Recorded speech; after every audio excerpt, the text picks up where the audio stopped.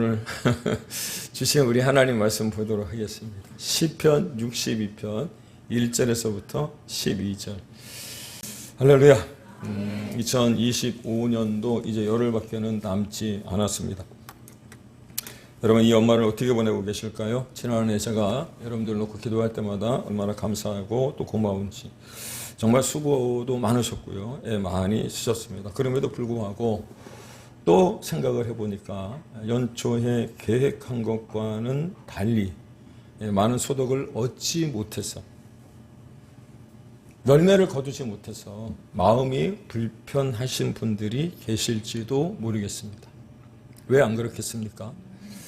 하나님의 은혜로 말미암아 내가 수고한 것보다, 또 내가 생각한 것보다 더 많은 것을 이루었다고 해도 연말이라고 하는 시간이 되어지면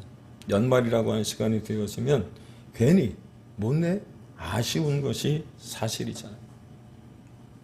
하지만 지지난주 주보에 올린 기다림이라고 하는 여러분 글을 혹시 보셨는지 모르겠습니다.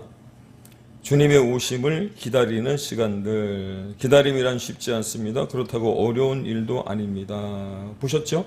그 가운데 써놨던 성경 구절 한 구절이 있습니다. 주께서 인생을 고생하게 하시며 근심하게 하심은 본심이 아니시로다. 보셨습니까? 네, 그 말씀 구절을 제가 적어놓질 않았는데 혹시 그 말씀 구절을 찾아보신 분이 있으실까요? 그 말씀은 에가서 3장 33절의 말씀입니다. 찾아보지 못하셨다고 해도 아마도 이 말씀을 다시금 이 시간 들으시며 이 연말에 우리에게 큰 위로가 되고 힘을 주리라고 믿습니다. 그렇습니다. 하나님, 우리가 고생하거나 근심하는 것을 싫어하시는 하나님이세요. 오히려 우리에게 그 모든 것 다 주시고, 믿습니까? 더 주지 못했어. 더 줄 게 없어서 미안해 하시는 분이 바로 우리 하나님이시라고 하는 거.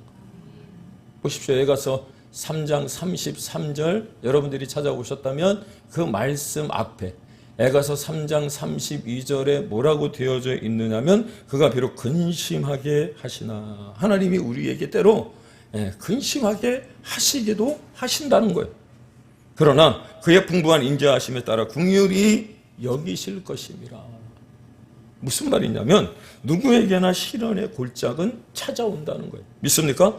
내 평생에 가는 길 순탄하고 늘 잔잔한 강 같으면 좋겠지만, 내 평생에 가는 길 순탄하여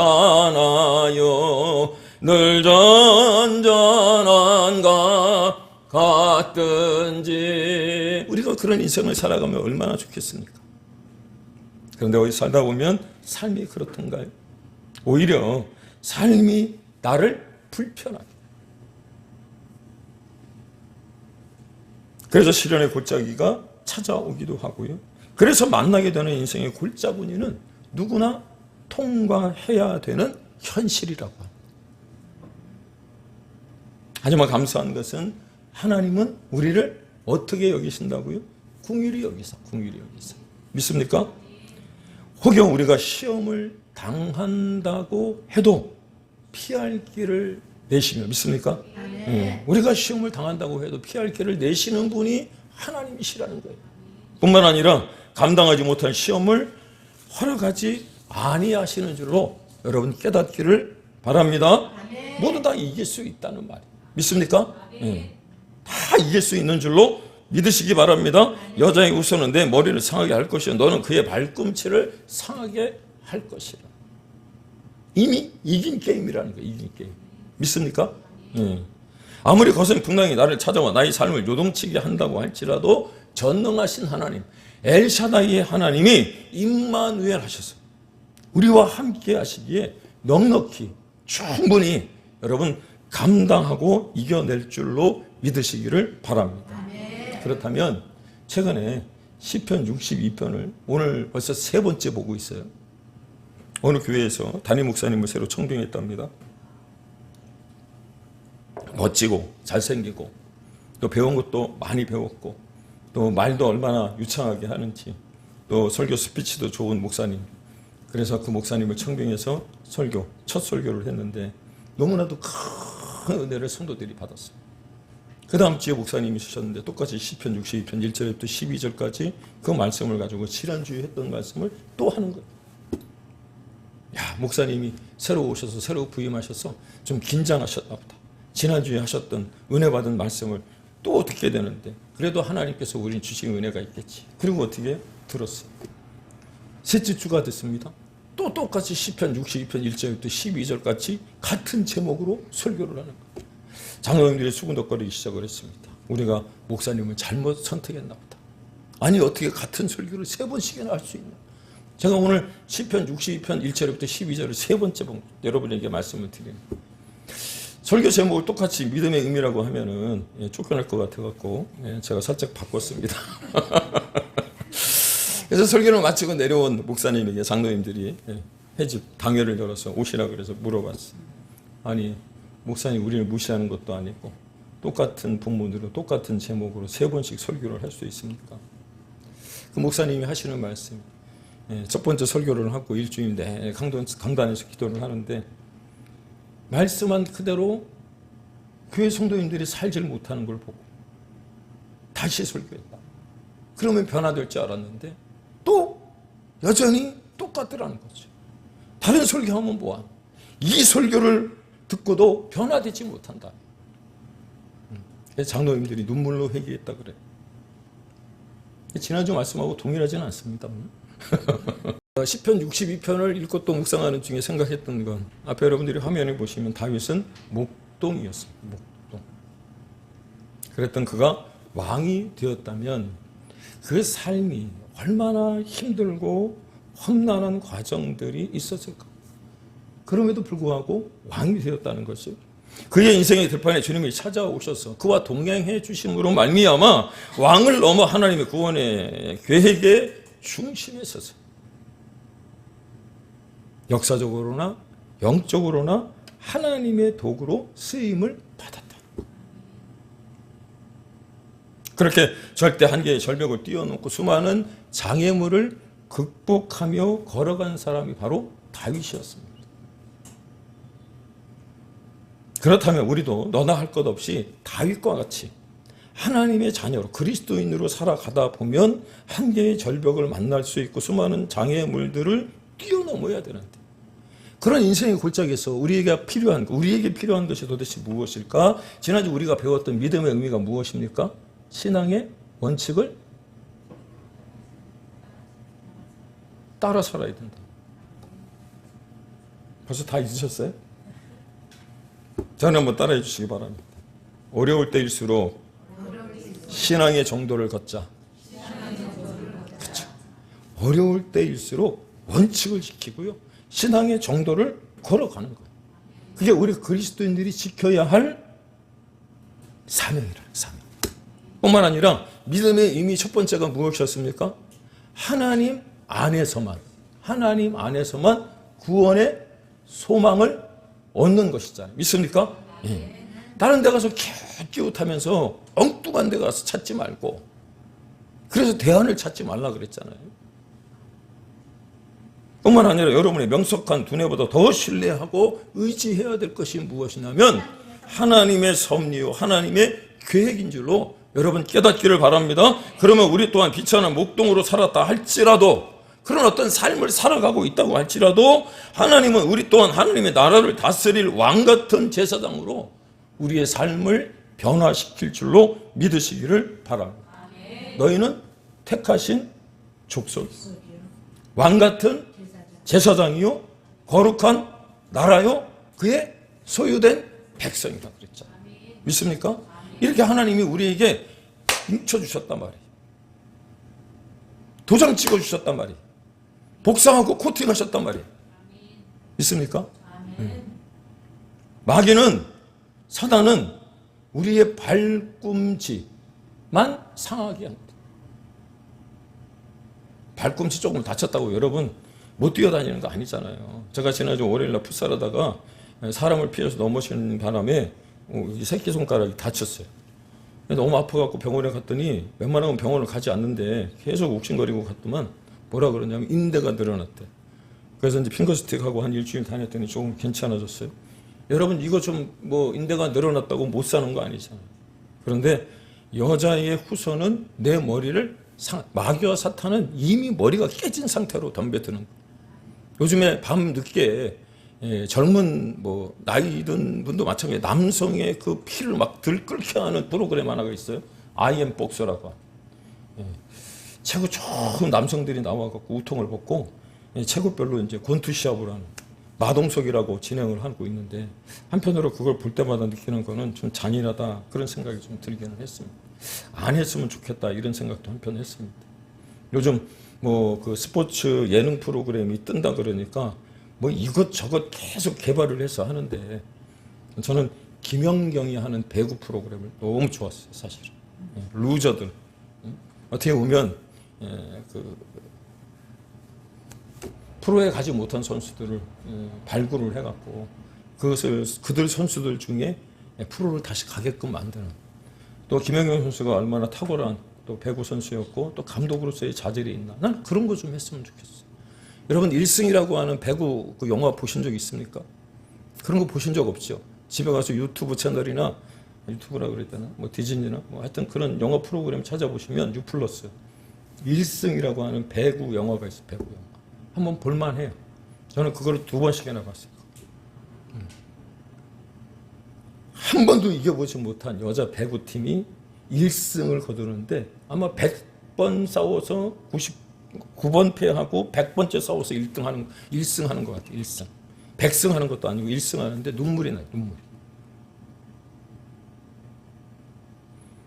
우리 또한 비천한 목동의 삶을 살았다고 할지라도 하나님은 우리 또한 하나님의 나라를 다스릴 수 있는 인물로 세워가시는 줄로 여러분 믿으시기를 바랍니다. 지난 2번에 걸쳐 시편 62편에 대해 묵상하면서 다윗과 더불어서 누구를 얘기했습니까?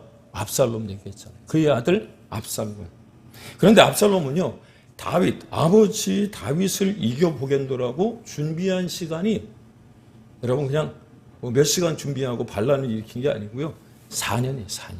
4년 동안 철저하게 자기가 반란을 일으키기 위하여 백성들의 마음을 훔쳤다고 사무엘 하에 그렇게 이야기해요. 하지만 정말 치밀하게 준비하는 그 시간에도 그가 하지 못했던 게 하나 있더라고요. 그게 무엇이냐면 하나님께 자신이 하나님이 선택하신 왕인지 왕이 될 사람인지 물었어야 되는데 묻지 않은 거예요. 대신 사람들의 눈치를 보고 사람들의 마음을 얻는데 집중하다 보니까 하나님과의 소통, 하나님과의 교제는 없었다는 거예요. 여러분 이스라엘의 왕은요, 자기 스스로 왕이 되고 싶다 그래서 왕이 되는 게 아니고 기름 부으심을 받아야 되거든요. 기름 부으심. 반면에 다윗은 지난주에 말씀드렸던 것처럼 기드론 시내, 광야 한복판, 어떻게 보면 그 질퍽거리는 여호사밧 골짜기를 거쳐 광야로 다시 나가면서도 하나님을 원망하기보다는 사람을 의지하기보다는 잠잠히 그 입을 다물고 자신의 구원은 하나님께 있음을 고백하면서 믿습니까? 하나님을 반석으로 요새로 피난처로 삼았다. 달리 말하면 다윗과 압살롬은 앞에 보시는 것처럼 선택을 함에 있어서도 처음부터 달랐다. 사람의 눈치를 보는 건지 하나님의 눈치를 봐야 될 건지. 그래서 갈라디아서에서 뭐라고 얘기했습니까? 사람을 기쁘게 하랴 하나님을 기쁘시게 하랴. 사람을 기쁘게 하면 여러분 하나님이 두렵고요. 하나님을 별로 기쁘게 할 수가 없어요. 그런데 하나님을 기쁘게 하면, 하나님을 기쁘시게 하면 여러분 사람도 기뻐하게 되는 줄로 믿습니다. 다윗은 하나님의 법대로 신앙의 정도를 걸으며 하나님이 가르쳐준 원칙에서 벗어나지 않았다는 거예요. 그러나 압살롬은 지금 당장 눈에 보이는 인간적인 방법을 선택하는 어리석음을 범했다는 거죠. 그래서 사무엘하 15장 11절에 보니까 그 후에 압살롬이 자기를 위하여 병거와 말들을 준비하고 호위병 50을 그 앞에 세우니라. 이 말씀만 봐도요, 1시간 설교를 할 수 있을 것 같아요. 얼마나 자신감이 떨어지고요, 얼마나 이게 사람이 리더다운 리더가 아니었냐면, 다윗은 골리앗과 맞짱했을 때도 뒤에 병사들을 두고 혼자 자기가 앞에 나갔잖아요. 그런데 압살롬은 자기는 뒤에 있고 병사를 앞에 세웠대요. 근데 여러분, 다윗과 골리앗과의 그 기사에도 보면 골리앗도 그랬어요. 골리앗. 그러나 다윗은 시편 62편 11절에 보니까 이렇게 고백합니다. 하나님이 한두 번 하신 말씀을 내가 들었나니 권능은 누구에게 있다고요? 하나님께 속하였다. 무슨 뜻이냐면 그의 삶이 기도로 점철되어져 있었기 때문에 하나님의 음성을 수시로 들었던 것처럼 비록 자신이 지금 광야로 나가게 된 이유가 있을 거라는 거죠. 하나님의 뜻이 있을 것이라고 생각하고 믿었어요. 그래서 자신에게 하나님의 말씀하실 것을 기대하면서 어디에서요? 광야에 있었거든요. 다시 광야로 나가면 하나님이 거기서 다시 또 나에게 말씀하실 거야 라고 하는 그 믿음으로 2026년 우리 교회 표 믿음의 눈을 들어 은혜를 구했다라고 하는 사실을 여러분 기억할 수 있기를 바랍니다. 이 기사가 사무엘하 15장 25절과 26절에 나옵니다. 왕이 사도에게 이르되 보라 하나님의 교회를 성읍으로 도로 메어 가니라.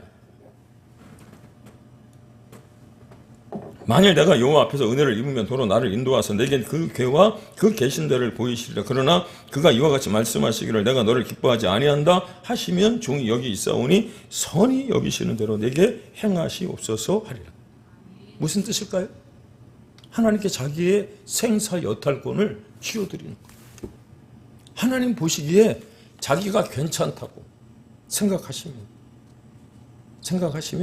다시 자기가 있던 곳으로 돌아올 것이지만 혹여 하나님 보시기에 자기가 악하여 하나님이 그 목숨을 취한다고 할지라도 그렇게 하시옵소서 지금 그 얘기를 합니다.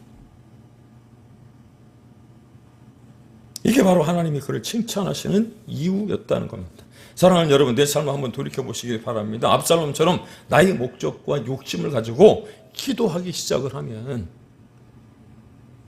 하나님의 뜻은요 찾기가 어려워요.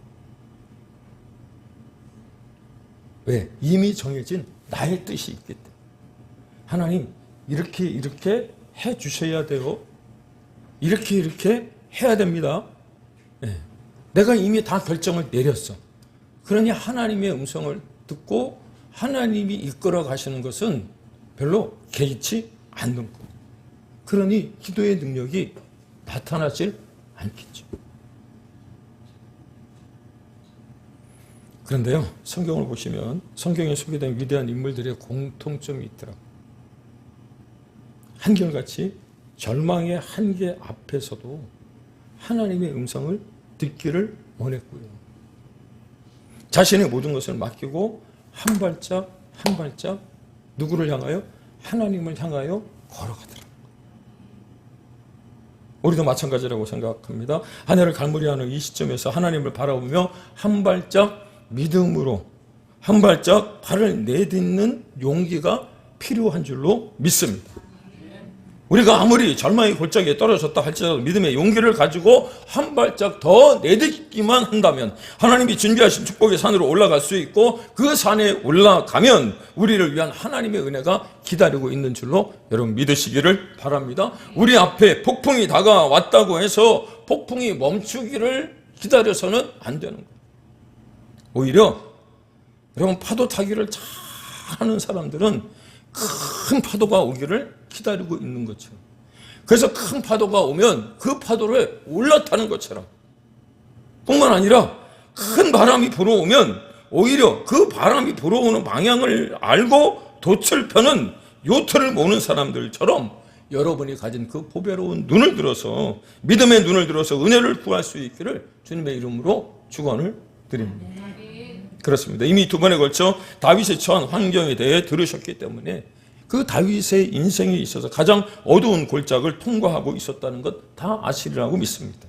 그런데 다윗은 오히려 그때 했던 일이 무엇이냐면 예수님을 바라봤다는 거죠. 믿습니까? 나의 구원과 영광이 하나님께 있다고 7절에서 그렇게 고백하고 있지 않습니까? 그런데 말씀을 묵상하다 보니까 눈에 띄는 부류에 한 사람이 또 있었어요. 누구냐면 백성들이.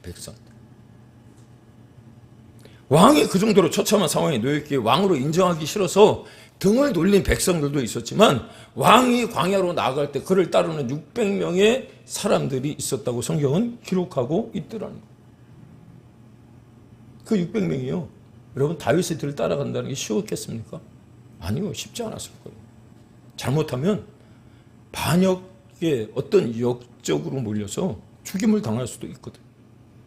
근데 제가 하나하나 다 말씀을 못 드렸습니다만 그 광야로 나가는 하나님을 향하여 발걸음을 뗄 때마다 하나님이 준비하신 사람들이 있더라는 거예요. 블레셋의 가드, 여러분 유명하지 않습니까? 그 가드의 이때라고 하는 사람, 이때. 뿐만 아니라 지난주에 말씀드렸던 후세라고 하는 사람. 한 사람 한 사람 하나님께서 준비하는 놀라운 역사를 맛보게 되는 거예요. 사랑하는 여러분, 리더라는 사람은 어떤 사람이냐면 어떤 위기가 닥쳐 있을 때 여기저기 뛰어다니면서 사람들에게 도움을 청하고 그리고 피할 길을 찾으며 말만 무수히 쏟아내는 사람이 아니고요. 믿음의 주에 온전케 하시는 그 하나님을 바라보는 사람이 리더인 줄로 믿습니다. 그렇습니다. 다윗은 묵묵히 오히려 침묵하며 평소 자기가 찾았던 하나님을 경배하고 찬미했던 산으로 올라가더라고 하는. 그 산이 어떤 산이라고요? 감람산.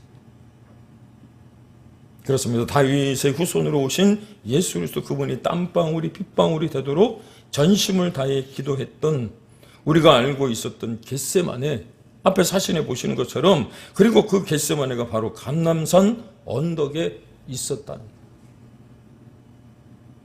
이런 측면에서 보면 감람산은요 아주 특별한 산이라고 하는 거지. 주님의 땀과 눈물이 스며 있는 곳, 십자가와 구속의 비밀이 담겨 있는 곳, 궁극적으로 하나님 나라의 비전이 실현되는 곳이 바로 이 감람산. 그뿐만 아닙니다. 언제나 주님 다시 오시면 만국 백성이 이곳에 모여 구원받은 열방이 하나님을 찬양하며 경배하는, 그래서 그곳이 사무엘하 15장 32절의 말씀대로 마루턱이 되는 거예요. 마루턱. 그렇다면 다윗은 어떻게 떨어지지 않는 발걸음을 한 걸음 한 걸음 내디디며 그렇게 하나님을 향하여 올라갈 수 있었을까? 그것은 다름이 아니라요, 하나님의 사랑을 믿었기 때문. 믿습니까? 그러므로 오늘 우리가 알아야 할 믿음의 의미 세 번째가 무엇이냐면 하나님의 사랑을 신뢰할 때, 믿음인 줄로 믿습니다. 믿음은 하나님의 사랑을 신뢰하는 것이고요, 믿음은 하나님의 사랑을 믿는 거죠. 믿습니까? 자신은 실패했고 사람들이 다 자신을 버렸다고 그렇게 여겨질지 모르겠지만, 아니, 하나님은 자신을 버리지 않았고 여전히 자신을 사랑한다고 하는 것을 믿어버리는 거예요.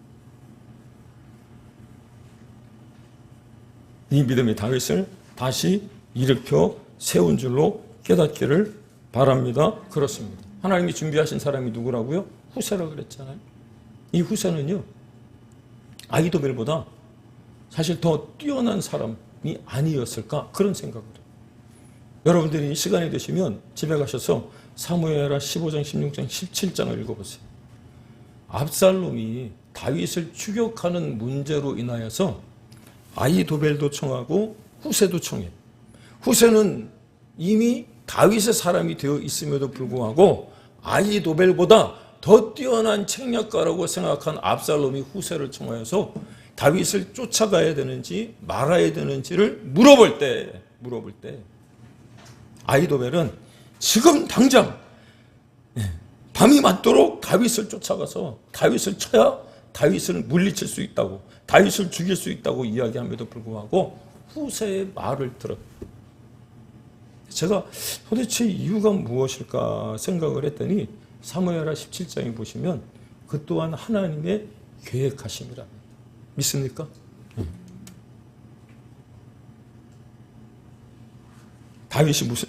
다윗을 위하여 후세가 무슨 일을 한 거죠? 다윗의 목숨을 유지할 수 있도록, 부지할 수 있도록 시간을 벌어준 거예요. 시간. 그런데요, 제가 이것을 가만히 보면서 깨닫게 된 게 무엇이냐면, 그게 때를 따라 돕는 은혜구나, 그런 생각이 들었어요. 믿습니까? 우리가 기도할 때 하나님 때를 따라 돕는 은혜를 달라고 그렇게 기도하지 않습니까? 그런데 때를 따라 돕는 은혜가 무엇이냐면, 지금 당장 나에게 필요한 것이 있는데 이것만 하나님이 해결해 주시면 모든 게 다 풀릴 것 같은데, 하나님의 시간에 하나님이 필요한 그것을 적절한 타이밍에 해결해 주시는 것, 나의 시간이 아니에요.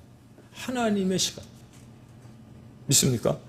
다윗이 광야를 헤맬 때 여러분, 하나님이 그런 사람들을 붙여주실 것이라고 누가 생각을 했겠어요? 광야에서 맨발로 도망을 오던 그 다윗을 보고 후세가 뛰어나갈 때 그가 그 죄를 뒤집어 쓰고 흙의 먼지를 다 뒤집어 썼다 그랬어요. 왜? 같은 동병상련, 어떻게 보면 동고동락이라고 할까요? 그리고 나서 이 후세를 성경은 뭐라고 얘기하냐면 다윗의 친구라고 이야기를 합니다. 사랑하는 여러분, 여러분과 제가 절망의 골짜기에 떨어져 우리의 힘으로 도저히 빠져나올 수 없다 할지라도 거기서 멈추지 않기를 축복합니다. 이제 연말 며칠 남지 않았는데 지난 한 해를 돌이켜보면 정말 내가 해놓은 것이 없고 또 이루지 못한 것이 없어서 도저히 어떻게 해야 되나, 여러분 망설일 수밖에 없는 상황일 수도 있겠지만, 그럴 때일수록 하나님의 산 경배의 산 마루턱으로 올라갈 수 있기를 주의 이름으로 축복합니다. 믿음의 눈을 들어 은혜를 구할 수 있기를 다시 한번 주님의 이름으로 축원을 드립니다. 그렇다면 그 경배의 산, 경배의 마루턱은 어디일까? 여러분이 바로 마음껏 부르짖고 하나님께 찬양하며 눈물 흘려도 누가 뭐라고 할 수 없는, 하지 않는 바로 우리 큰 사랑 교회인 줄로 믿습니다. 이곳에 여러분들이 하나님을 찾고 부르짖으면, 간절히 기도하신다면 하나님은 우리를 환난의 골짜기에서 건져내 주실 뿐만 아니라, 믿습니까? 그리고 우리가 받을 수 있는 최상의 해답으로 문제를 풀어 주실 줄로 믿으시기를 바랍니다. 이 사실을 손수 체험했던 다윗이 이 시편 62편과 함께 그 당시에 썼다고 하는 시편 3편에 보면 이렇게 기록을 합니다. 시편 3편 1절에서부터 6절입니다. 여호와의 나의 대적이 어찌 그리 많은지, 일어나 나를 치는 자가 많으니이다. 많은 사람이 나를 대적하여 말하기를 그는 하나님께 구원을 받지 못한다 하나이다. 여호와여, 주는 나의 방패시오 나의 영광이시오 나의 머리를 드시는 자신이이다. 내가 나의 목소리로 여호와께 부르짖으니 그의 성산에서, 어디서요? 성산에서 응답하시는 듯. 내가 누워 자고 깨었으니 여호와께서 나를 붙드심이로다. 천만원이 나를 애워싸 진친다 하여도 나는 두려워하지 아니하리이다. 아멘. 힘들고 어렵지만 경배의 산, 그 하나님께 예배하며 찬양하며 그 하나님을 찾던 산으로 올라갔더니 하나님께서 그 성산에서 응답해 주시더라고 하는 거지. 그래서 내린 결론이 시편 3편 8절에 뭐라고 얘기하냐면, 구원은 여호와께 있사오니 주의 복을 주의 백성에게 내리소서. 아멘. 이게 다음 주에 우리가 외워야 할 말씀입니다. 구원은 여호와께 있사오니 주의 복을 주의 백성에게 내리소서. 믿습니까? 우리의 삶도 마찬가지라고 여기십니다. 내게 문제가 있고 힘든 일이 있을 때, 내가 아무리 발버둥 쳐도 해결할 수 없는 문제가 주어졌을 때 그 문제의 해답은 사람이 아니고 하나님께 있음을 여러분 깨닫기를 축복합니다. 그리고 바라기는 여러분과 제가 이 사실을 믿는다면 절망의 골짜기에 앉아서 탄식만 하고 있지 마시고, 힘들지만 어렵지만 하나님의 산으로 올라올 수 있기를 주의 이름으로 축원을 드립니다. 그럴 때 하나님 우리의 삶을 변화시켜 주시고요, 2026년을 새로운 축복의 아침으로 여러분 맞게 하실 줄로 깨닫기를 바랍니다. 기도하겠습니다.